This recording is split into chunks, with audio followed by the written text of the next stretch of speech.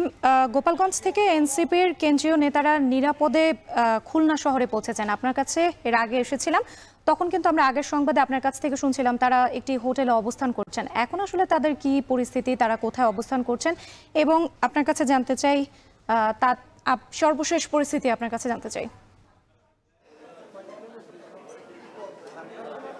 রাত্রি কেন্দ্রীয় নেতারা যেহেতু সংখ্যায় অনেকটা বেশি, যার ফলে কিন্তু সার্কিট হাউসে যেখানে রয়েছে সেখানে কিন্তু সবার স্থান হয়নি, যার ফলে নগরীর বিভিন্ন অভিজাত হোটেল যেখানে রয়েছে সেসব জায়গাতে কিন্তু ভাগ ভাগ করে তারা অবস্থান করছেন। এই মুহূর্তে আমি কিন্তু সার্জিস আলম, হাসনাত আবদুল্লাহ, এর পাশাপাশি নাহিদ ইসলাম, তারা কিন্তু এই মুহূর্তে খুলনার যে সার্কিট হাউস সেখানে অবস্থান করছেন।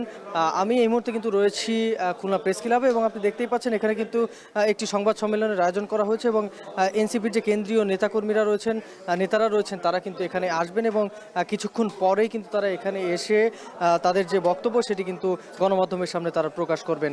তার আগে কিন্তু তারা গণমাধ্যমের কারোর সাথে এখনো পর্যন্ত কথা বলেননি। আমরা বিভিন্ন সময় তাদের সাথে কথা বলার চেষ্টা করছি, কিন্তু তারা জানিয়েছেন যে এই যে 9:30টার দিকে খুলনা প্রেস ক্লাবে যে সংবাদ সম্মেলনের আয়োজন করা হয়েছে এখানেই তারা কথা বলবেন।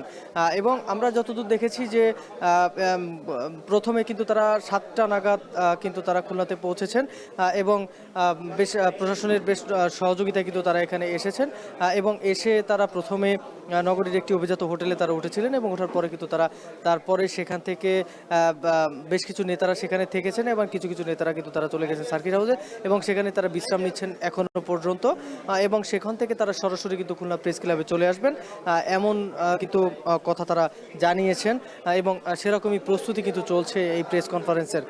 এবং তাদের যে কথা, তাদের যে পরবর্তী যে ঘোষণা, সেই সব কিছুই কিন্তু তারা এই যে সংবাদ সম্মেলনটি করবেন তারা সেখানেই কিন্তু তারা সব কিছু দিবেন। এবং এখানে এরই মধ্যে কিন্তু আমরা দেখছি যে সাংবাদিকরা কিন্তু এরই মধ্যে সব খুলনার সকলে উপস্থিত হয়েছেন, এবং আমরা নিচে দেখলাম যে এখানে স্থানীয় যে এনসিপির যারা নেতাকর্মীরা রয়েছেন তারা কিন্তু এখানে এরই মধ্যে উপস্থিত হয়ে গেছেন, এবং সকলে কিন্তু অপেক্ষা করছেন কেন্দ্রীয় যে নেতারা এখানে রয়েছেন খুলনাতে, সেই নেতারা আসবেন এখানে, এবং সেই অপেক্ষায় কিন্তু তারা রয়েছেন।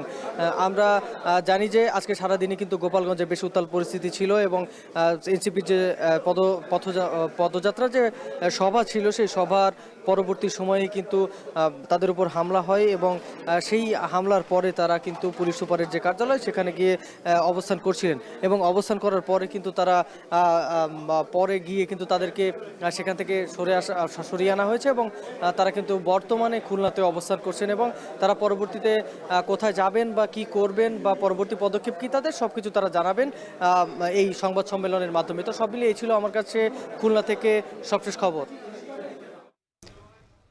খুলনা থেকে যুক্ত ছিলেন রামেন চৌধুরী, জানাচ্ছিলেন এনসিপির নেতাকর্মীরা এই মুহূর্তে খুলনায় অবস্থান করছেন, সেখানকার সবশেষ পরিস্থিতি। দেখছেন এখন রাত।